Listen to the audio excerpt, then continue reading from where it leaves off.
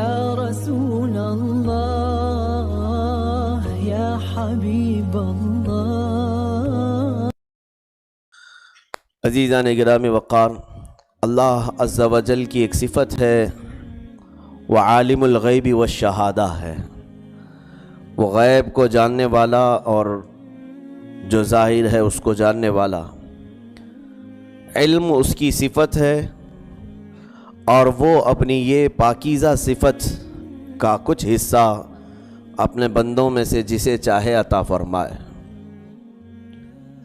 اسی طرح سے جب اللہ عز و جل نے سب سے پہلے انسان کو پیدا کیا، آدم علیہ السلام کو، تو سیدنا آدم علیہ السلام کو پیدا کرنے کے بعد جو حکم ہوا فرشتوں کو، اسجدوا لآدم، آدم کو سجدہ کرو، تو یہ ہم تو صرف اتنی بات جانتے ہیں کہ آدم علیہ السلام کو پیدا کر کے انہیں بیدار کیا گیا، روح پھونکی گئی، پھر سجدوں کے لیے فرشتوں کو جھکایا گیا۔ وجہ کیا تھی وہ بھی پہلے پارے میں اس کا پورا بیان موجود ہے۔ اللہ عز و جل نے پہلے فرشتوں کو بلایا اور کچھ چیزیں ان کے سامنے پیش کی، بتاؤ ان کے نام کیا ہیں، جو کائنات میں بھی ہو سکتا ہے وجود میں آئی تھیں یا نہیں آئی تھیں، لیکن اللہ عز و جل نے فرشتوں سے پوچھا کہ اس کا نام کیا ہے، اس کا نام کیا ہے۔ اللہ عز و جل نے جب یہ پوچھا ان سے تو فرشتوں نے کیا کہا؟ قالوا لا علم لنا الا ما علمتنا، اے ہمارے رب ہمیں تو صرف اتنا ہی علم ہے جتنا تو نے ہمیں سکھایا ہے، اس سے زیادہ ہمیں معلوم نہیں ہے۔ پھر آدم علیہ السلام کو بلایا گیا، یہ فرشتوں کو ایک طرف اور آدم علیہ السلام کو ایک طرف۔ تو آدم علیہ السلام سے پوچھا گیا یہ کیا ہے، فلاں چیز کیا ہے، اس کا نام کیا ہے۔ آدم علیہ تھا وہ تعظیم کا سجدہ تھا، اور وہ کس بنیاد پر تعظیم تھی؟ اس لیے کہ اللہ تعالیٰ نے انسان کو علم میں فرشتوں سے بھی افضل بنایا ہے، علم زیادہ دیا ہے۔ علم کی بنیاد پر آدم علیہ السلام کو مسجود ملائکہ کہا جاتا ہے۔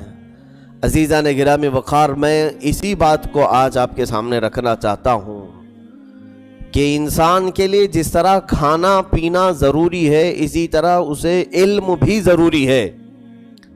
بغیر علم کے ایسے ہی ہے جیسے بھوکا انسان، دن بھر اگر اسے روٹی کھانا پانی نہ دیا جائے تو کیسے وہ جھولے کھائے گا؟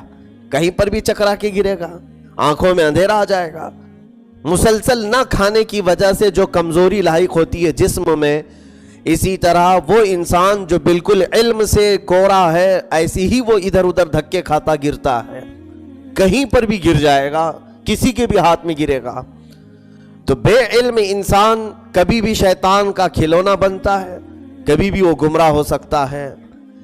اور اسی لیے آپ دیکھیں علم کا تعلق اسلام سے ایسا ہے، اتنا گہرا ہے کہ آپ نے دیکھا کبھی کہ حضور صلی اللہ تعالیٰ علیہ وسلم کے زمانے کے بعد کے زمانے کو دور اسلام کہتے ہیں، اور حضور صلی اللہ تعالیٰ علیہ وسلم سے پہلے کا جو زمانہ ہے اس کو دور جہالت کہتے ہیں۔ اسلام کے اپوزٹ میں تو کفر ہونا چاہیے نا، دن کے اپوزٹ میں رات ہوتی ہے، اسلام کے اپوزٹ میں کفر ہونا چاہیے، دور کفر کہنا چاہیے، نہیں، اسلام کے اپوزٹ میں دور جہالت کہتے ہیں۔ اس کا مطلب یہ ہوا کہ جاہل ہونا اسلام کا بالکل اپوزٹ ہے۔ اسلام کبھی بھی جاہلیت کے رسم و رواج کو پنپنے نہیں دیتا، اسی لیے اسلام میں علم کی اتنی قدر ہے۔ اللہ کے حبیب صلی اللہ علیہ وسلم نے ارشاد فرمایا کہ تم ماں کی گود سے لے کر قبر جانے تک بھی علم حاصل کرتے رہو۔ عمر کا بھی اس میں کوئی وہ نہیں رکھا گیا، مقدار اس کی یہ نہیں رکھی گئی کہ کتنے سال اور کتنے مہینے کتنے دن تک علم حاصل کرو، کوئی متعین نہیں ہے۔ اور پھر کہاں علم حاصل کرو یہ بھی نہیں رکھا گیا کہ اپنے ایریا میں ملے تو ہی، بلکہ بعض روایات میں ملتا ہے کہ اگر تمہیں دور دراز کا سفر کرنا پڑے تو جاؤ اور جا کر کے علم حاصل کرو۔ امام بخاری رضی اللہ تعالیٰ عنہ صرف ایک حدیث سیکھنے کے لیے نیشاپور جو رشیا میں ہوتا ہے وہاں سے بغداد تک پیدل سفر کر کے آئے تھے۔ تقریباً آپ کو وہاں تک پہنچنے کے لیے 6 سے 7 مہینے لگ جاتے تھے، اور ایک حدیث سیکھنے کے لیے، صرف ایک حدیث کے لیے۔ ایک صحابی ہیں وہ مدینہ طیبہ سے چل کر کے دمشق آئے ہیں ایک صحابی سے ایک حدیث کا علم سیکھنے کے لیے. یہ ائمہ اطہار اسلاف کرام ہمارے بزرگان دین سلف صالحین نے علم کے حصول کے لیے تگ و دو کیا، محنتیں کی، اور اسی لیے آج پوری دنیا میں چیلنج کے ساتھ کہتا ہوں علم کا جتنا بڑا ذخیرہ اہل اسلام کے پاس ہے کسی دوسرے مذہب کے پاس ہے ہی نہیں. اسلام کے متعلق جتنی کتابیں لکھی گئی ہیں، جتنے علوم ہمارے پاس ہیں، جتنی لائبریریاں موجود ہیں، کسی اور کمیونٹی کے پاس میں چیلنج کے ساتھ کہہ سکتا ہوں صرف قرآن عظیم ایک کتاب کو ہی لے لیں. اسلام میں بہت سارے مقدسات ہیں، اللہ کی ایک کتاب قرآن عظیم کے تقریباً دنیا کے 40 سے زیادہ زبانوں میں اس کے ترجمے موجود ہیں، 40 سے زیادہ قسموں پر تفسیریں موجود ہیں، اور تفسیریں لکھنے والوں نے بھی الگ الگ انداز سے اس کی تفسیریں لکھیں. کسی نے صرف علم نحو دیکھا تو قرآن عظیم کی پوری نحوی تفسیر لکھ دی، کسی نے صرف قرآن عظیم میں مسئلے مسائل کو دیکھا تو فقہی تفسیر پوری لکھ دی، کسی نے اس میں روحانیت اور تصوف دیکھا تو پوری تفسیر تصوف پر لکھ دی، کسی نے بلاغت دیکھا تو علم معانی اور بلاغت پر پوری تفسیر لکھ دی. ہر تفسیر جدا گانا ہے. تقریباً دنیا میں موجود ایک ہی قرآن پاک کی 70 سے زیادہ قسمیں الگ الگ فنون پر اور 500 سے زیادہ تفسیریں موجود ہیں قرآن عظیم کی. میرے عزیزوں، یہ اسلام میں علم کا اتنا جو بڑا ذخیرہ ہمارے پاس ہے، اور علم حدیث وہ تو ایک سمندر ہے. علم حدیث اس کی تہ تک کوئی پہنچ بھی نہیں پائے گا، اپنی 60 سالہ زندگی بھی دے دے علم حدیث کے پورے علوم کو وہ احاطہ نہیں کر پائے گا. صرف ایک بزرگ کی بات میں بتا دوں کہ ایک مالکی بزرگ ہیں، انہوں نے اپنی زندگی میں صرف علم حدیث پر 400 جلدوں کی ایک ہی کتاب لکھی ہے. ایک کتاب ایسی لکھی، دنیا کی سب سے بڑی ویلیوم کی کتاب ہے یہ، 400 جلدیں اس کی ہیں. معمولی بات ہے کہ ایک ٹاپک پر 400 کتابیں لکھ دینا، اور ان کی عمر کچھ زیادہ نہیں تھی، وہ 40 سال یا اس سے قبل کی عمر میں ہی انتقال کر چکے تھے. تو ایک ایک مفسر اور ایک ایک محدث نے اتنا بڑا جو ذخیرہ رکھا ہے. تو میرے عزیزوں، مجھے کل ملا کر کہنا یہ ہے کہ اسلام کی شروعات بھی جس آیت سے ہے وہ اقرا سے ہے. اقرا کا مطلب یہ ہوتا ہے پڑھو. اللہ کے حبیب صلی اللہ تعالیٰ علیہ وسلم غار حرا میں پہلے سے عبادت کے لیے جایا کرتے تھے. جبرائیل امین وہاں آ کر کے انہوں نے سیدھے حضور صلی اللہ علیہ وسلم سے کہا اقرا، پڑھیے. حضور صلی اللہ علیہ وسلم نے فرمایا ما انا بقاری، میں نہیں پڑھنے والا. جبرائیل امین نے سینے سے سینہ لگا کر دبوچا. 3 مرتبہ ایسا ہوا، جبرائیل کہتے تھے اقرا، رسول پاک صلی اللہ علیہ وسلم فرماتے ما انا بقاری، میں نہیں پڑھنے والا. 4تھی مرتبہ جبرائیل امین نے کہا اقرا بسم ربک الذی خلق، پڑھو اس رب کے نام سے جس نے پیدا کیا ہے. حضور پاک صلی اللہ علیہ وسلم نے پڑھنا شروع کیا. یہ قرآن کی آیتیں یہاں سے شروع ہوئی. اس پورے واقعے سے کچھ محدثین نے یہ نتیجہ اخذ کیا، پڑھنا تو ضروری ہے ہر بندے کو، لیکن جب بھی پڑھو تو صرف پڑھو نہیں، بلکہ جو علم تمہارے رب کے نام سے شروع ہو اسے پڑھو.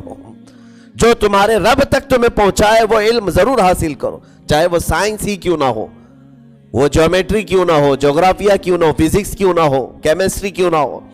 اگر اس سے معرفت الہی تمہیں حاصل ہوتی ہے تو پڑھو اس کو. عزیزان گرامی، آج کے حالات مجھے یہ بات کرنے پر مجبور کر رہے ہیں.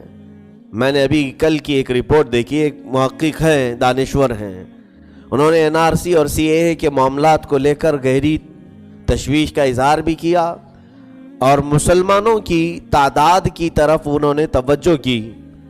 تو دیکھا تقریباً 25 کروڑ کے آس پاس ہندوستانی مسلمان ہیں، جس میں سے انہوں نے لگ بھگ جو اندازہ سے بلکہ ایک سروے سے نکالا ایک رپورٹ، 8 کروڑ مسلمان بغیر پڑھے لکھے ہیں. یہ معمولی تعداد ہوتی ہے؟ 8 کروڑ. میں تو 8 لوگوں کو بھی جاہل نہیں دیکھنا چاہتا. 8 लोग भी बगैर पढ़े लिखे हों तो ये भी हमारे लिए दुख की बात है। 8 करोड़ की तादाद। इसी तरह दलित और नॉन मुस्लिम लोगों में भी अनपढ़ों की तादाद कुछ ज़्यादा ही है। आज सबसे बड़ा इशू होना चाहिए था इल्म के सिलसिले में, तालीम के सिलसिले में, कि तालीम हमें कहाँ से कहाँ तक पहुँचाती है। इल्म के बगैर इंसान वही 100 साल पहले की ही जिंदगी गुजारेगा। अगर तुम्हारे पास एजुकेशन ना हो, इल्म ना हो, तो इस जमाने की जदीद सहूलियात को इस्तेमाल करने का तरीका भी तुम्हें नहीं मालूम होगा, कुछ नहीं मालूम। कल की बात है, एक लड़का जो बहुत बड़े बिजनेस पर पहुंच गया और उसने कहा लाखों कमाता हूं, लेकिन एक प्रॉब्लम है मेरे साथ। कहा क्या है? कहा मैं फोन नहीं चला पाता हूं, फोन इस्तेमाल करने का तरीका मुझे नहीं मालूम। बिजनेस कर रहा है और कह रहा है कि लाखों की कमाई है। कहा क्यों? कहा स्कूल शुरू से गया ही नहीं, मेरे माँ बाप ने मुझे पढ़ाया ही नहीं, तो मुझे इंग्लिश की छोटी चीजें भी नहीं आती, जिसकी वजह से मैं चला नहीं पाता हूं। बहरहाल देखा देखी कुछ इशारों से समझ जाता हूं। मेरे अजीजों, ये तो एक मैंने मिसाल दी है। इस तरक्की याफ्ता दौर में तुम बगैर इल्म के अगर जिंदा रहना चाहते हो तो फिर जानवरों की जिंदगी गुजारनी पड़ेगी, बगैर इल्म के, बगैर एजुकेशन के। इसीलिए हमारे अकाबिरीन में आज भी मौजूद हैं। हमारे मशाइख ने ये नारा भी लगाया, आधी रोटी खाएंगे, बच्चों को पढ़ाएंगे। ये मशाइख ने हमारे नारा हमें दिया था। काश इस पर हर घर आज अमल करे। और एक बात याद रखना कि कोई भी जालिम बादशाह अपनी कुर्सी को लंबे वक्त तक चलाना चाहे तो उसके पास क्या फार्मूला है? कौन सा फार्मूला है? पहले से ये चला है, जो जालिम बादशाह अपनी कुर्सी को लंबी देर तक कायम रखना चाहे उसे सिर्फ एक ही काम करना होता है, 2 काम करने होते हैं। एक, अपनी रियाया को, अपनी पब्लिक को इल्म ना दे। दूसरा ये कि अपनी पब्लिक को नशे की आदत लगा दे, उसकी कुर्सी की तरफ कोई तवज्जो ही नहीं करेगा, उसकी कुर्सी की तरफ कोई देखेगा ही नहीं।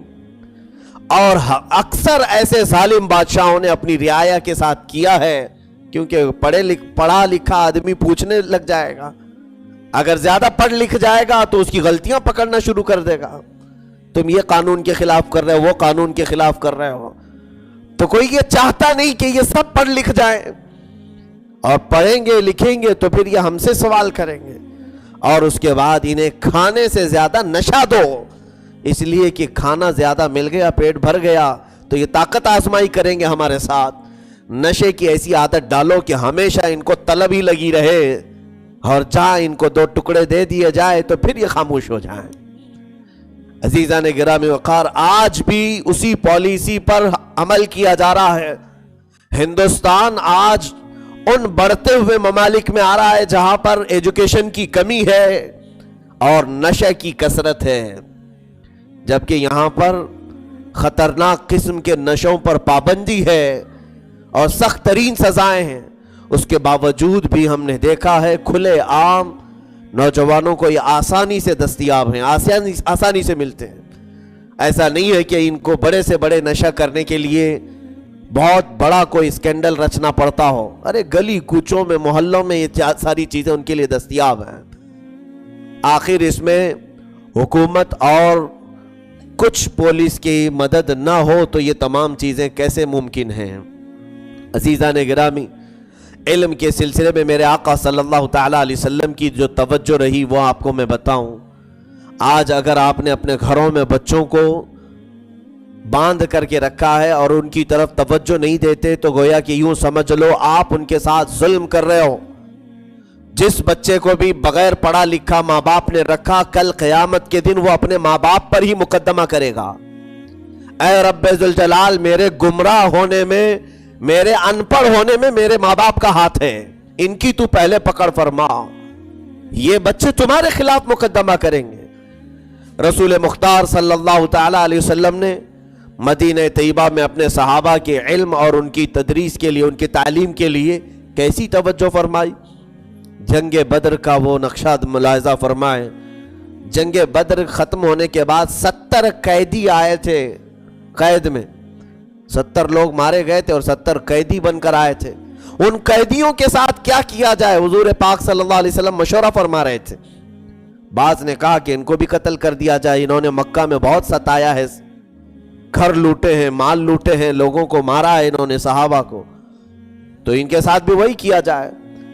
سیدنا ابو بکر صدیق رضی اللہ تعالیٰ عنہ نے مشورتاً یہ عرض کیا, یا رسول اللہ صلی اللہ علیہ وسلم ان سے فدیہ لے کر, کچھ مال لے کر کے ان کو چھوڑ دیا جائے, ہو سکتا ہے کہ ان کے دلوں میں ایمان آ جائے, بعد میں یہ اسلام میں آ جائیں.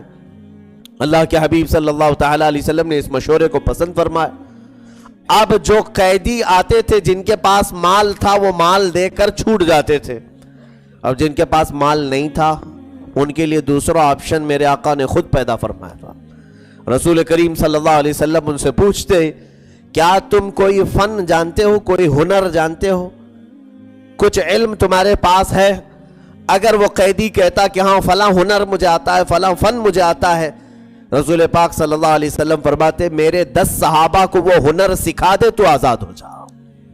پوری دنیا کی تاریخ آپ اٹھا کر دیکھیں, کسی بھی جنگ کے قیدی کو اس بنیاد پر آزاد نہیں کیا گیا کہ وہ ہمارے 10 لوگوں کو سکھائے اور آزاد ہو جائے. یہ میرے آقا صلی اللہ علیہ وسلم کے علم کی طرف توجہ اتنی تھی کہ جتنا ہو سکے علم کثرت سے پھیلے. اسی لیے اسلام کا سر بلند رہا ہمیشہ تاریخ میں علم کی اشاعت کے لیے, نشر و اشاعت کے لیے. پہلے کے بادشاہ اسپین بھیجا کرتے تھے اپنے بچوں کو جب وہاں اسلامی حکومت قائم تھی کہ علماء اسلام سے ہمارے بچے پڑھ کر کے آئیں. لوگ فخر سے ان بچوں کو دیکھتے تھے. آج کے حالات پر اب ہماری نظر جاتی ہے. میرے عزیزو, یہ جتنی کثرت سے برائیاں پھیلتی ہیں, یاد رکھنا سب جہالت کے پیٹ سے پھیلتی ہیں. جتنے جاہل رہو گے اتنے گناہ کرتے جاؤ گے, کیونکہ قرآن کہتا انما یخشی اللہ من عبادہ العلماء, اللہ سے ڈرنے والے اس کے بندوں میں علم والے لوگ ہوتے ہیں. جس کے پاس علم جتنا ہوگا وہ اللہ سے اتنا خوف بھی رکھے گا, اور جہالت بندے کو بے خوف کر دیتا ہے, نڈر بناتا ہے, اور ہر گناہ وہ کرتا چلا جاتا ہے. اس لیے میرے عزیزو, علم کی طرف توجہ جن کی نہیں ہے وہ آج خسارے میں ہیں. ہر چیز تمہارے سے چھینی جا سکتی ہے. ہم نے دیکھا ہے جاہلوں کو کیسے بیوقوف بنایا جاتا ہے, بغیر علم والے کے ساتھ کتنی دھوکہ دھڑیاں ہوتی ہیں. اسے کچھ بھی پڑھا کر کے, ارے کیس ہو گیا, معلومات نہیں. ایک فیملی پر پتہ نہیں کچھ معاملات ہوئے, وکیل پڑھا لکھا ہے, اگر امانت دار تھا تو ٹھیک ہے, لیکن وہ بیوقوف بنانے والا تھا تو ان سے پیسوں پر پیسے اینٹتے ہوئے وہ کہے گا یہ چیزیں, یہ چیزیں, فلاں چیزیں, وہ آنکھ بند کر کے سب تسلیم کریں. کیوں؟ ان کے پاس علم ہی نہیں ہے. جب جائیں کسی اسٹیشن میں, پولیس اسٹیشن میں, اگر وہ امانت دار تھے, مددگار تھے تو ٹھیک ہے, نہیں اگر کوئی کرپٹ آفیسر تھا تو وہ جتنی پٹی پڑھائے گا سب آنکھ بند کر کے تسلیم کر کے آئے. اور بزنس کے معاملے میں کسی سی اے کے پاس گئے, کچھ معلومات نہیں تھی, اس نے جو کہا اپنا سب کچھ دے کر کے آ گئے. ڈاکٹر کے پاس گئے, کچھ معلومات نہیں تھی, پورا جسم ڈھیلا چھوڑ کر بیٹھ گئے, جہاں سے کاٹنا ہے کاٹ لو. اس نے گردن بھی کاٹ دی, خاموش ہو گئے. کیوں؟ جہالت ہے, معلومات کسی چیز کی نہیں تھی. میرے عزیزو, دنیا جاہلوں کے ساتھ اسی طرح کھیلتی رہے گی. آج جو پارلیمنٹ میں بیٹھے گنڈے لوگ, انہوں نے بھی جو ہماری قوم کو کثرت سے جہالت میں دیکھا تو یہ ننگا ناچ ناچنے کی کوشش کی ہے. انہیں کچھ پتہ ہی نہیں چلے گا. اسی لیے دیکھیں سب سے زیادہ یہ کیا کرتے ہیں, 2 مائک پکڑ کر کے آئیں, کسی بھی سادہ سا انسان گھومتا پھرتا ہوا اس کے پاس آ کر سی اے کیا ہے, این آر سی کیا ہے, اس کا فل فارم بتاؤ. کیوں پوچھا جا رہا ہے؟ اگر تم ایجوکیٹڈ ہو, تمہارے پاس علم ہے, تو جواب ہی نہیں تمانچے کے ساتھ جواب دے سکتے ہو. نہیں, معلومات نہیں ہے.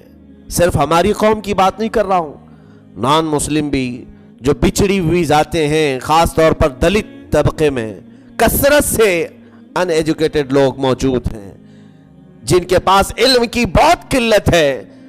اور یاد رکھنا کہ یہ جان بوجھ کر کے اسی طرح رکھا بھی جا رہا ہے. آج علم کے متعلق اتنے سال ہو گئے, کوئی ریولوشن کیوں نہیں آیا, کوئی انقلاب کیوں نہیں آیا؟ یہ جتنی بھی باتیں ہوں, الیکشن کے مدعے اور اپنے جیتنے کے معاملات, सब कुछ मिलाकर मस्जिद और मंदिर पर क्यों बहस होती है? मस्जिद तो इबादत की जगह है, यहाँ हर कोई आएगा, अपने मजहबी मामलात है। मंदिर उनके अपने मजहबी मामलात है। कभी जो बुनियादी हुकूक है हमारे, इस पर कोई नेता क्यों नहीं बात करता? स्कूल हुए, हॉस्पिटल्स हुए, इस पर इनको कभी डिबेट करते हुए भी नहीं देखेंगे आप। अरे दिन भर मीडिया कुछ चेलों को बिठाकर ऐसे भौंकती रहती है, ऐसा लगता है कि किसी एक रोटी पर सब चिल्ला रहे हैं, जैसे आपस में लड़ते हैं। कहीं मुर्दा जानवर के पास देखना आप, 4-5 कुत्ते आते हैं, कोई वो खाता है, कोई इधर खींचता है, कोई उधर खींचता है। मुझे तो कभी कभार ऐसा ही महसूस होने लगता है, सलीकेमंद लोग नहीं। और किस बात पर बहसबाजी पूरी हिंदुस्तान को दिखाई जा रही? पाकिस्तान, मस्जिद, मंदिर, फलाने ये कहा, देशद्रोही कौन है, देशभक्त कौन है, इसी पर कुल मिलाकर टीवी के 24 घंटे गुजर जाते हैं। इन मीडिया वालों ने कभी भी ये नहीं दिखाया कि हमारे मुल्क में कितने परसेंट अब अनएजुकेटेड लोग हैं, बढ़ती हुई जा रही है तादाद। 70 साल में तरक्की का वो दौर आ चुका जहां दूसरे ममालिक कहां से कहां को पहुंच गए। अरब के वो बद्दू लोग जो ऊंट चराते थे, बकरियां चराते थे, आज वो दुनिया के बड़े पॉश ममालिक का मुकाबला करने की तैयारी कर रहे हैं। पूरी दुनिया दुबई में जाकर बैठी हुई है। दुबई वाले कोई बहुत पहले के नहीं है, इनकी 60-70 साल पुरानी तारीख देखो। सिर्फ 60-70 साल की इस तारीख में वो कहां से कहां को पहुंचे हुए। इल्म की तरफ भी तवज्जो दी। मैं खुद अभी 2 महीने कबल सऊदी अरबिया में एक नौजवान के मुतालिक मुझे खबर मिली, मदीना शरीफ के रहने वाले हैं, 33 ईयर्स है, 33 साल का नौजवान है, और उसने एक ऐसा सॉफ्टवेयर बनाया, क्लासेरा या कुछ नाम से, जो सऊदी की पूरी स्कूलों को उसने पूरी स्कूलों को ऐसा डिजिटल बनाया कि तमाम एग्जाम के लेकर, एडमिशन के लेकर सारे मामलात एक ही साइट पर हैं। वो खुद ही कंप्यूटर उनको सवाल बना करके दे देगा, वही चेक करेगा, वही रिजल्ट भी निकालेगा। कोई किसी के करप्शन के, किसी उस्ताद के अमल दखल कुछ नहीं है। उस सॉफ्टवेयर में आपने सिर्फ इतना डाल दिया कि मुझे 10 क्वेश्चन चाहिए इस टॉपिक के, वो फौरन 10 क्वेश्चन खुद ही तैयार करेगा। और जब जवाब सारे लोग लिख देंगे, इसको जैसे ही उसमें सबमिट किया जाएगा, वो खुद ही चेक करके नंबर भी दे करके निकाल देगा। ये एक 33 साल नौजवान है जो इल्म में इतने आगे को है, हमारी उम्र का होगा। आप में से बहुत सारे लोग होंगे इस उम्र में पता नहीं अभी चलना भी नहीं सीखे हैं। मेरे अजीजों, इल्म जब बढ़ता है तो पूरे मुल्क की तरक्की उसके साथ है। और आज हम सब इसी बात में पीछे हुए हैं कि हमारे बच्चों को जैसे ही 10वीं पास हो जाते हैं पर निकल आते हैं कि अब उड़ने का जमाना है। कॉलेज को तो इन्होंने अय्याशियों का अड्डा समझ रखा है। कॉलेज किस लिए जा रहे हैं? बस ऐश करने के लिए जाना है, दोस्ती करना है, नई नई जिंदगियां हैं हम वहां देखेंगे। और उसके बाद फिर हमारे नए नवेले मोबाइल और गाड़ियों में ऐश करने की जो ख्वाहिशात हैं, इल्म से इतना दूर रखे हुए हैं। हमारे बच्चों में से मेरे अजीज़ों, इसको बुरा लगता हो माफ़ करें, 100 बच्चों को अगर हमने आपस में देखा हो तो उसमें से 5 या 10 सिर्फ पढ़ने की तलब रखते हैं, शौक़ रखते हैं, और उनके भी साथ उनके घरों के मामलात अलग हैं। घर से माँ बाप कमज़ोर हैं, उन्हें कमाने की पड़ी है। ये आज हालात हमारे साथ ऐसे आ चुके हैं, जिनको इल्म की तलब है वो आगे बढ़ नहीं पाते।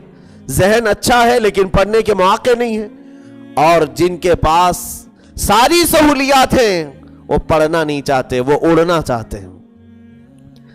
अजीज़ान गिरामी वक़ार, इल्म के बगैर जब भी मैं इल्म की बात करूं तो यहां पर डिवाइडेशन ना करें दीनी इल्म और दुनियावी इल्म को।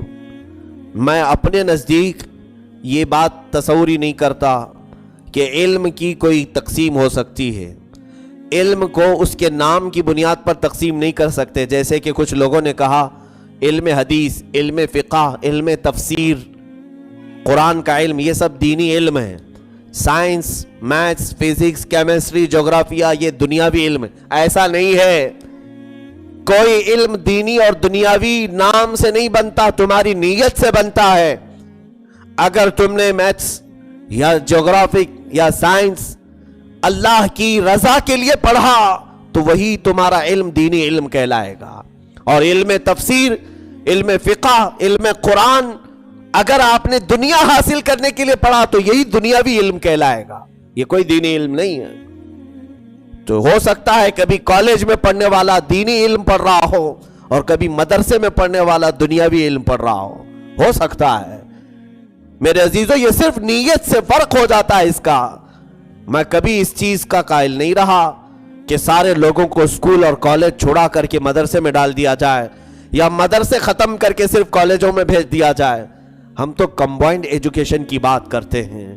رسول کریم صلی اللہ تعالی علیہ وسلم کے وہ صحابہ جو قرآن کے مفسر بھی تھے، محدث بھی تھے میرے آقا کی حدیثوں کے، لیکن دنیا میں لوگوں کی امامت کرنے کے طریقے بھی انہیں معلوم تھے، جنگ کے اسلوب بھی معلوم تھے، نئے طریقوں کے ایجادات کے اسلوب بھی انہیں معلوم تھے۔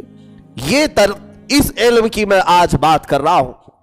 آج کثرت سے ہمارے اندر جہالت جو پھیلی ہے، یہ سب سے بڑی بیماری۔ آپ نے دیکھا دشمن رسول حضور صلی اللہ تعالی علیہ وسلم کی سب سے زیادہ دشمنی کرنے والا نام بغیر بولے ہی سب کے ذہن میں آ جاتا ہے، ابو جہل۔ ابو جہل، اسے ابو الکفر کیوں نہیں کہا گیا؟ وہ بھی تو کافر تھا نا۔ ابو کا مطلب ہوتا ہے باپ، ابو الکفر کیوں نہیں کہا گیا؟ کافر کفر کا باپ ہے، نہیں، اس کو کہا گیا ابو جہل، جہالت کا باپ۔ اس کا مطلب یہ ہوا کہ ساری خرابیاں جہالت کے اندر ہوتی ہیں، اور وہ جہالت کا باپ تھا۔ کفر بھی جہالت سے ہوتا ہے، شرک بھی جہالت سے ہے۔ آدمی جب انجان ہوتا ہے تو وہ کیا کھا رہا ہے کیا پی رہا ہے وہ بھی نہیں اسے پتا ہوتا ہے۔ اس کی مثال ایسی ہے جیسے ایک اندھیرے کمرے میں آپ بیٹھے ہو اور چاروں طرف سے کوئی دروازہ، کوئی کھڑکی، کوئی لائٹ نہیں، سخت اندھیرا ہے۔ آپ کے سامنے میں دو برتن رکھ دوں، ایک برتن میں حلوہ اور ایک برتن میں گوبر رکھا ہو، ہاتھ آپ کا پڑتا رہے گا، کس میں جا رہا ہے کچھ خبر ہوگی؟ کون سی چیز اٹھا کر کھا رہا ہے کچھ پتا چلے گا؟ کیوں؟ اس لیے کہ دکھائی نہیں دے رہا ہے ہاتھ کہاں جا رہا ہے۔ برتن سامنے رکھے ہوئے ہیں، کبھی ہاتھ غلاظت میں پڑے گا، کبھی ہاتھ مٹھائی میں پڑے گا۔ کیوں؟ اس لیے کہ اندھیرا ہے۔ اگر وہی روشنی ہوتی تو کیا غلاظت میں ہاتھ جاتا؟ اسی طرح جہالت اندھیرے کا نام ہے اور علم روشنی کا نام ہے۔ جب کسی کے پاس علم ہوتا ہے تو اسے حلال بھی معلوم ہے، حرام بھی معلوم ہے، اسے کفر کے طریقے بھی معلوم ہے اور اسلام بھی معلوم ہے۔ جب جاہل ہوتا ہے آدمی تو ہر ایک برائی اس کے اندر آ جاتی ہے۔ اسی لیے جہالت کو ام الخبائث کے طور پر بھی ہم جانتے ہیں، یعنی تمام خبیثوں کی یہ ماں ہے جہالت۔ میرے عزیزو، سیدنا شیخ سعدی رحمت اللہ تعالی علیہ 60 سال کی عمر میں پڑھنے کو نکلے ہیں، 60 سال کی عمر میں۔ اور بعض ایسے محدثین ہمارے پاس موجود ہیں جن کی سیرت میں ہم نے پڑھا ہے کوئی 70 سال کی عمر میں حافظ قرآن بن رہا ہے۔ دور کیوں جائے، خود میں نے اپنے شیخ حضور سیدی مرشدی تاج الشریعہ آدم رحمہ اللہ تعالی، حضرت سید حضور تاج الشریعہ کا حال میں نے خود دیکھا ہے جب ہم ان کے پاس پڑھتے تھے۔ حضرت کی عمر اس وقت 69 یا 70 کی تھی، 70 سال کی عمر ہو رہی تھی۔ 70 سال کی عمر میں آپ نے حفظ قرآن شروع کیا تھا، روزانہ حفظ کرتے تھے اور ہمیں سناتے تھے۔ جو طالب علم سامنے بیٹھا ہے کبھی انہوں نے اپنے آپ کو یہ عیب نہیں محسوس کیا، جبکہ وہ قاضی القضات فی الہند تھے، پورے ہندوستان کے قاضیوں کے چیف تھے آپ، اور علماء میں عالم علماء تھے، تمام علماء میں سب سے زیادہ علم رکھنے والے، جن کو باہر ملکوں میں بھی بڑے بڑے علماء اپنے سروں کا تاج سمجھتے تھے۔ ملک شام کے بڑے محدث ہیں، انہوں نے حضور تاج الشریعہ کی جوتیاں اٹھائی اپنے ہاتھ سے اور کہا میں اس بات پر فخر کرتا ہوں، ہندوستانی اتنے بڑے عالم کی بات کر رہا ہوں، اعلیٰ حضرت کے علوم کے وارث 70 سال کی عمر میں جا کر قرآن اٹھا کر وہ حفظ کر رہے ہوں، تو آج ہمیں کیا تکلیف ہے؟ ہم اپنے عمر کی اس دہلیز پر پہنچ کر یہ سوچتے ہیں کہ اب علم حاصل کرنا ہمارے لیے عیب کی بات ہے، داڑھی نکل آئی ہے، بال سفید ہو گئے ہیں، کمر جھک گئی ہے۔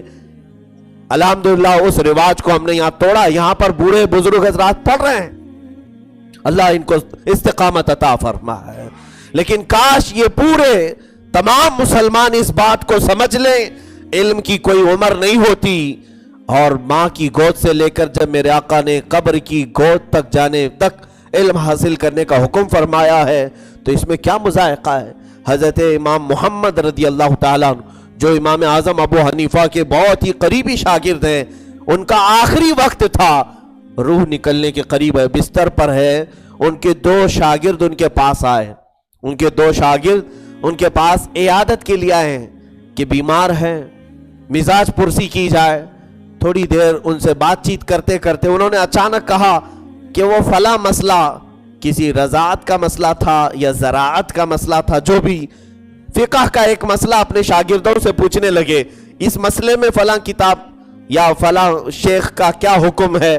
تو وہ دونوں شاگرد کہنے لگے یہ حکم ہے، یہ مسئلہ ایسا ایسا ہے، جبکہ وہ استاد ہے، انہیں معلوم ہے، وہ بستر پر لیٹے ہوئے اپنے شاگردوں سے مسئلہ پوچھ رہے ہیں، اور اس وقت موت کے وقت اس مسئلے کی ضرورت کیا ہے، کس کو فتویٰ دینا ہے، کس کو بتانا ہے؟ ان شاگردوں نے پوچھا کہ حضور ابھی آپ بستر مرگ پر ہیں، بہت تکلیف ہے، شدت ہے، نزع کے عالم میں مسئلے ہم سے پوچھ رہے۔ امام محمد فرماتے ہیں میں یہ چاہتا ہوں کہ حدیث رسول پر عمل ہو جائے۔ میرے آقا نے فرمایا ماں کی گود سے لے کر قبر میں جانے تک علم حاصل کرو، میں موت کو بہت قریب دیکھ رہا ہوں، میں یہ چاہتا ہوں کہ علم حاصل کرتے کرتے میں قبر تک چلا جاؤں۔ وہ شاگرد ابھی بات ہی کر رہے تھے، تھوڑی دیر کے بعد آپ کی روح نکل گئی۔ یہ ہمارے ائمہ کرام، امام مسلم جو بخاری شریف کے بعد سب سے بڑی کتاب مانی جائے ہماری شریعت میں، اس کو لکھنے والے امام مسلم بن حجاج قشیری رضی اللہ تعالیٰ، جانتے آپ ان کی وفات کیسے ہوئی، ان کی موت کیسے ہوئی؟ علم حاصل کرنے کا اتنا شوق تھا کہ ایک رات بیٹھے کچھ حدیثوں میں وہ الجھ گئے، حدیثیں تلاش کرتے رہے، اپنی پرانی حدیثیں لے کر بیٹھے تھے، اوراق پلٹتے تھے، حدیث ڈھونڈتے تھے، یہ حدیث یہاں تھی، یہ حدیث یہاں تھی۔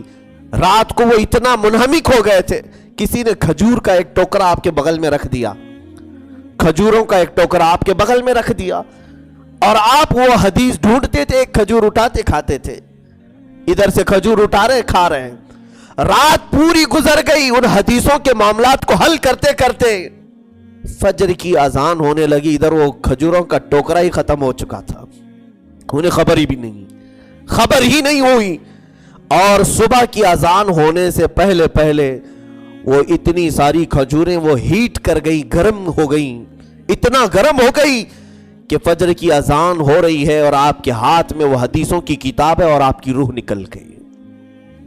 امام مسلم بن حجاج، ان کی وفات اس طرح لکھی گئی ہے، یہ علم کے میدان میں رہے اور علم ہی ان کا کفن بن گیا، کتابیں ان کے کفن بن گئی، اور آج ہم کوسوں دور پھر رہے ہیں۔ میرے عزیزوں، بچوں کو ترغیب دو، علم کے لیے انہیں جتنا ہو سکے سہولیات دو، اس لیے کہ قیامت کے دن علم کی بنیاد پر، اور کچھ لوگ یہ کہتے ہیں نا تم تو پڑھے لکھے ہو، گناہ کر رہے ہو، ہم تو انجان ہیں، ہم گناہ کر رہے ہیں، چل جائے گا، تمہارے لیے ڈبل گناہ ہے۔ علم والا اگر گناہ کرتا ہے تو مولا اسے معاف بھی کرتے ہیں، اس لیے کہ علم تو اس نے حاصل کیا تھا، اور جو جاہل گناہ کرے گا اس کی 2 پکڑ ہوگی قیامت کے دن، جہالت، انجانے میں جو گناہ کیا نہیں جان کر کے، تو رب تعالیٰ کے حضور جب پکڑ ہوگی، پوچھا جائے گا تو کہے گا مجھے اس چیز کا علم نہیں تھا کہ یہ گناہ ہے، اللہ تعالیٰ اس کی ایک پکڑ فرمائے گا، تجھے علم حاصل کرنا فرض تھا، وہ علم تو نے حاصل نہیں کیا، وہ ایک گناہ، اور جو تو نے کرتوت کیا ہے وہ دوسرا گناہ، 2 پکڑ ہوگی اس کی۔ یہاں الٹا سوچا جاتا ہے، انجانے میں جو ہوتا ہے وہ معاف ہو جائے گا، جہالت میں جو گناہ ہوں گے وہ ڈبل ہو جائیں گے۔ علم والے کو اللہ رب العزت معاف فرمائے، کیونکہ قرآن میں اللہ نے فرمایا یرفع اللہ الذین آمنوا منکم والذین اوتوا العلم درجات، اللہ فرماتا ہے ایمان والوں کو اور علم والوں کے اللہ درجے بلند فرماتا ہے، درجے بلند فرماتا ہے۔ حدیث پاک میں ہے رسول کریم صلی اللہ علیہ وسلم فرماتے اذا مر العالم او المتعلم على قرية فرفع الله العذاب عن قبرها الى 40 يوما او كما قال النبي صلی اللہ علیہ وسلم. حدیث کے الفاظ میں بتا رہا ہوں آپ. فرماتے میرے آقا صلی اللہ علیہ وسلم جب کبھی کوئی عالم یا طالب علم جو علم حاصل کر رہا ہے وہ کسی بستی کے قبرستان کے پاس سے گزرے, اللہ اس قبرستان والوں سے 40 دن کے لیے عذاب اٹھا لیتا ہے. گزرے تو, اور جس قبرستان میں وہ خود دفن ہو جائے تو اس کے آس پڑوس والوں سے اللہ تعالیٰ عذاب کو اٹھا لیتا ہے. علم کی یہ برکت ہے, علم کی برکت ہے. بغیر علم کے آدمی کورا ہے, بھوکا ہے, بیمار ہے, مریض ہے, اور وہ کہیں پر بھی گر سکتا ہے, کہیں پر بھی ختم ہو سکتا ہے. اس لیے میرے عزیزو آج کے دور میں آپ آواز بھی یہ اٹھاؤ, اس لیے کہ ہم محسوس کر رہے ہیں کہ یہ جتنا بھی ماحول پراگندہ آج انہوں نے کیا ہے NRC اور CAA کے نام پر, ہمیں اس کو کچھ دوسرے اینگل سے بھی سمجھنے کی ضرورت ہے. ایک بات یاد رکھیں, ہم اس کا وروध جاری رکھیں گے, ہم اس کے خلاف ہیں ہمیشہ جب تک یہ تمام کالے قوانین ہٹا نہیں لیے جاتے یا ہمیں اس کے متعلق تشفی نہیں دی جاتی.